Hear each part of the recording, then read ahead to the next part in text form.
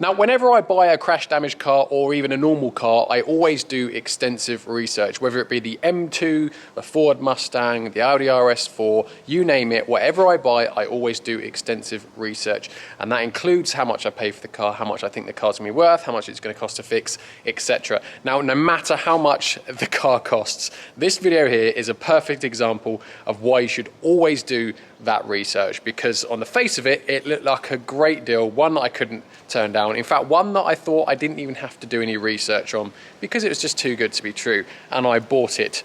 But how wrong was I? This is a horrible, horrible car, and yeah, it's not great. So as I'm walking over to the car now to show you what a pile of crap it is, a bit of a backstory. I was on the auction site waiting to bid on my new vehicle transporter, which I actually haven't revealed yet. And this car popped up 2 auctions before. So I was just sitting there waiting. SEAT Ibiza, template, didn't look unrecorded, didn't look like there was any damage on the face of it, looked all right. And obviously it was just going around and I had to either leave it or bid. And obviously I had no intention of bidding on it, but it was only at 250 quid and no one was bidding on it. So I thought, well, hang about, it's worth 250 quid, even if it's scrap. I mean, because scrap is probably worth just over 300. So I was like, I can get that. That's worth 1,500 quid. So I just, obviously no research on it whatsoever, had no idea what I was getting myself into. I was like, worst case scenario is 250 quid, bid. And I won it. So I was like, okay, cool, 250 quid. And then that is when I did the research. And that is when I realised it, not only is it not 250 quid because I forgot about auction fees, it is horrendous. So the winning bid was 250 quid, I think. I'll put the price up now of what it was. And thank you. And you can also see that I've actually been charged either more or an equal amount in auction fees, which is just absolutely ridiculous, but there we go. So immediately my £250 bargain is doubled in price to £500, which I'm now less enthusiastic about, but I mean, that's really minor details. This thing is absolutely horrendous. Now, I'll just show you on the side here. Danger, contamination, mould, and rats. So straight away, we're not off to a good start. And also, I'll just flash up the auction description here as well, which obviously I didn't get time to read as I had to do impulse buy it. And it says, danger, smells of urine. So I bought a car that not only have I now spent £500 on, it also smells of urine, has rats in it, and mould. I mean, could it get any worse? And it did get worse. The interior, I mean, I don't even know where to start, if I'm honest. The only blessing about this car is it doesn't actually look damaged body-wise. Like, not really. I mean, there's a minor scuff, but that's pretty minor.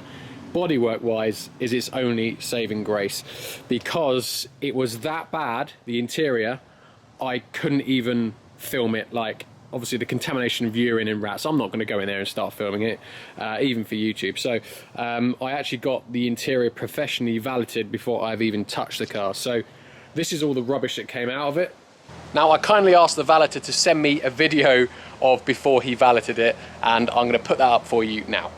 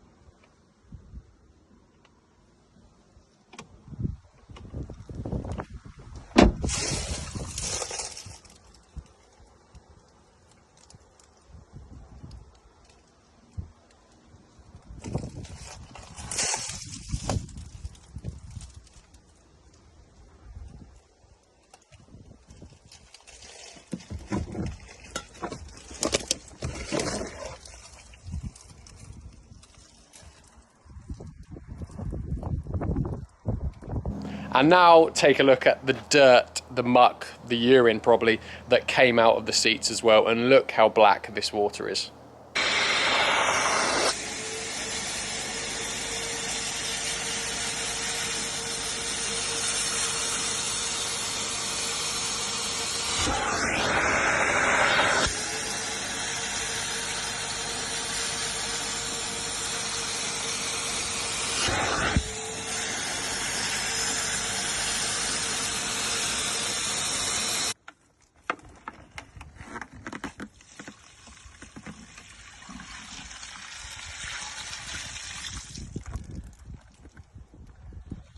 So actually, all in all, he has done a very, very good job. Now, it actually looks rather respectable. I mean, how disgusting that door card was, now it looks actually pretty normal, pretty clean. He's done a very, very good job of this, to be fair. I don't know how he does it, but he did. He did also send me a screenshot of himself, though. So I don't think he actually thanked me for it. But very good, very clean, and I can actually have a look at it now. I mean, this still might be going to the scrap man, yeah? I have no idea, but I had to get it paid to get valid. So now we can actually have a look at what's wrong with the car, because let's be honest, there's something going to be wrong with it. And yeah, I'll just talk you through what I've seen so far without actually going. I mean, I haven't got the engines, I can't even get the engine started, but let's just go around the outside. So we've got another plate light hanging out there. We have, I'm pretty sure these aren't the standard wheels. They look like space savers to me. So we've got 4 space savers, possibly, might be normal with hubcaps, I'm not too sure. But we've only got 3 wheel nuts, and they are all random locking wheel key wheel nuts. So that's great. Same again on the front, but we have a normal locking, we have a normal wheel nut there. So that's good. We have an engine and a gearbox, so we're off to a good start. Whether it runs or not, I don't know. And I'll show you in a second why I can't even start it. More locking wheel keys. I don't know why there's just 3 wheel bolts in each wheel and that's it. But the interior now is actually alright. So it's not too bad. So I think this is a 1.4 diesel. It might be a 1.2, I'm not 100%. Looks like a 1.2, but what engine code is it? BMS, and I think that's a 1.4, but I'm not 100%. It's been a while since working on one of these, but I can't start it because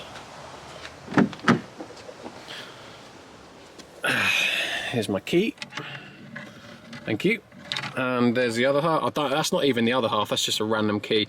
But the ignition barrel has been completely bodged and completely broken and sheared. So I don't know if someone's tried stealing it or just couldn't be bothered to get the key. I'm not 100% sure what's going on really. So that's our first problem, and I can't even start the car because of it. So the first thing I'm going to try and do is obviously get the engine running. That will tell me whether this car is a complete non-runner or it will actually be okay. So ignition barrel here with a key, and I've got a door lock as well if it all goes well. So I've never actually changed one of these, so I don't think it will need coding or anything like that. So I'm hoping I can just plug it in and we'll get some sort of ignition. Now I've just pulled off the Speedo surround trim here, which has the top of my steering wheel column cover as well, which exposes all this nice area here. Now obviously whoever's tried doing whatever to this has completely butchered the barrel, but as you can see, look, what holds it on is a couple of security bolts which don't have a face.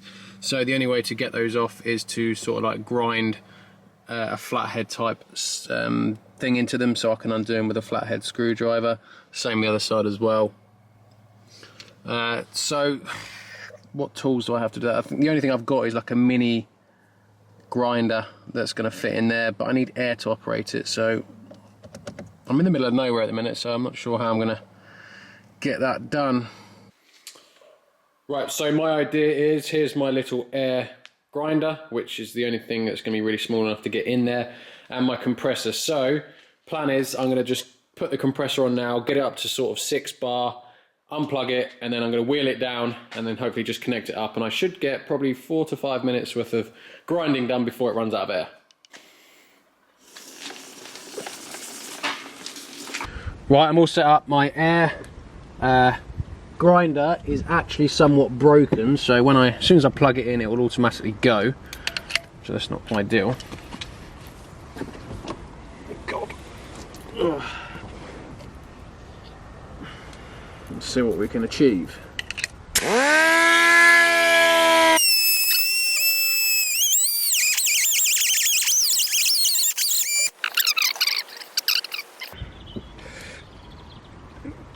There we go. Beautiful. That worked an absolute treat. However, this was the easy one.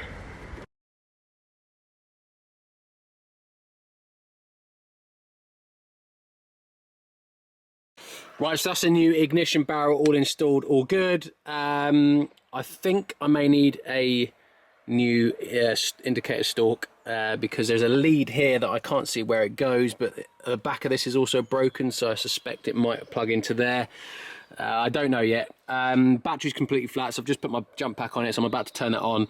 The key works in the barrel. That sounds good, so I think it's working.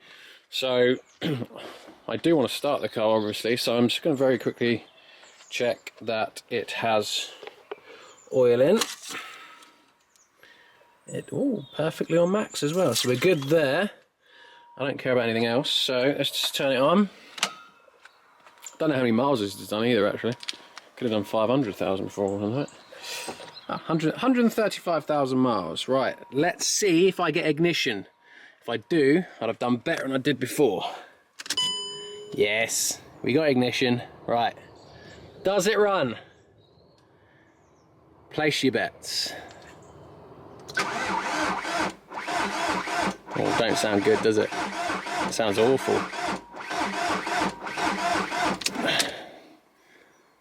Sounds awful. I mean, it turns over.